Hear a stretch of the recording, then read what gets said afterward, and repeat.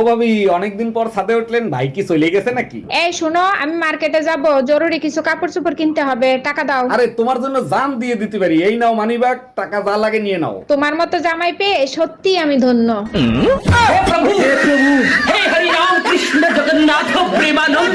এই শোনো, রাস্তায় এক দরবেশের সাথে দেখা হয়েছে। সে বলছে প্রতিদিন কালাকুত্তারে খাইতে দিলে সংসারের উন্নতি হয়। আমি ওইসব দরবেশে বিশ্বাস করি না। বিয়ের পর থেকে তো কালাকুত্তারেই খাবার দিছি, কই তোমার কোনো উন্নতি হইছে? কবে খাইতে দিলে? আমি তো কোনোদিন দেখি নাই। আয়নায় তাকায় দেখো। গরমে পাগল বানায় ফেলেছে। এই কই তুমি, আমার এক গ্লাস পানি দাও তো। তোমার জন্য লেবু শরবত বানাইছি, এই নাও তাড়াতাড়ি খেয়ে ফেলো। এক মিনিট, ঘরে তো লেবু নাই, লেবু পেলে কোথায়? পুরো 100 লেবুর শক্তি আছে, ভিমবার দিয়ে বানাইছি। বিয়ের পরে তোমার নিয়ে কত স্বপ্ন দেখছি, একটা স্বপ্নও পূরণ করতে পারলাম না। আরে পাগলি, স্বপ্ন তো স্বপ্নই হয়, সবার স্বপ্ন কি আর পূরণ হয়? আচ্ছা, তুমি কখনো আমাকে নিয়ে স্বপ্ন দেখো নাই? ইতিহাস সাক্ষী, আজ পর্যন্ত নিজের বউকে কেউ কোনোদিন স্বপ্নে দেখে নাই। অরুণ ভাই, সকাল থেকে আপনার বাসায় গ্যাঞ্জাম কিসের? আর ভাবি বললেন না, কালকে রাতে ঝড় হয়েছে, কার সালোয়ার জানি আমার বেডরুমে চলে এসেছে। সকালবেলা ঘুম থেকে উঠে দেখি শ্বশুর বাড়ির সব লোকজন হাজির, বলতেছে এই মেয়েকে। সর্বনাশ, তাইলে আমার সালোয়ার আপনার বাসায় উড়ে গেছে। জানো, কাল রাতে স্বপ্নে যমরাজ আসছিল, বেচারা খুব টেনশনে ছিল। জিজ্ঞেস করো নাই কিসের জন্য টেনশনে ছিল?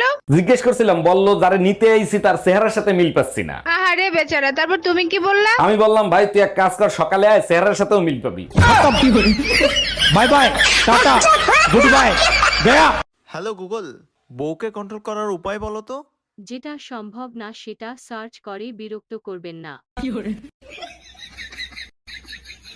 এই শোনো, দারুণ একটা খুশির খবর আছে। এক মিনিট পরে শুনতেছি, জরুরি একটা নিউজ পড়তেছি। তোমারটার থেকে আমারটা আরো জরুরি সংবাদ। আজকে আমার মা আর খালা আসতেছে। আবহাওয়ার পূর্বাভাস, ঝড়ের সাথে বজ্রপাত হবে। Bye bye, tata, good bye, Gaya.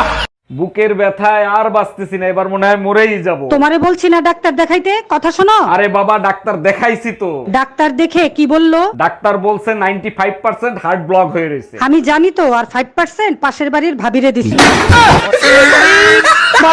ঠাডা পড়ুক ওর শাড়ির দোকানে, শালা আমার কাছ থেকে 200 টাকা বেশি নিছে। বদদোয়া যদি কাজে লাগতো, তুমি এতদিনে জাহান্নামে থাকতা। আমি বদদোয়া করার মতো কোনো কাজ করি না। 1500 টাকা দিয়ে শাড়ি কিনে তুমি আমার কাছ থেকে 2000 টাকা নিছো, সেটা কি ছিল? তুমি আমারে বদদোয়া দাও। Bye bye, tata, good bye, Gaya. এই 2000 টাকা দাও, পার্লারে যাব। বুঝি না, অযথা কেন পার্লারে টাকা দাও? তুমি তো দেখতে এমনিই সুন্দর। বলো কি, তাই নাকি? তাহলে কি পার্লারে যাওয়া বন্ধ করে দেব? অবশ্যই বন্ধ করে দেবো। আজ পর্যন্ত শুনছো কয়লা ধুলে ময়লা যায়? কি বললা? আমি কয়লা?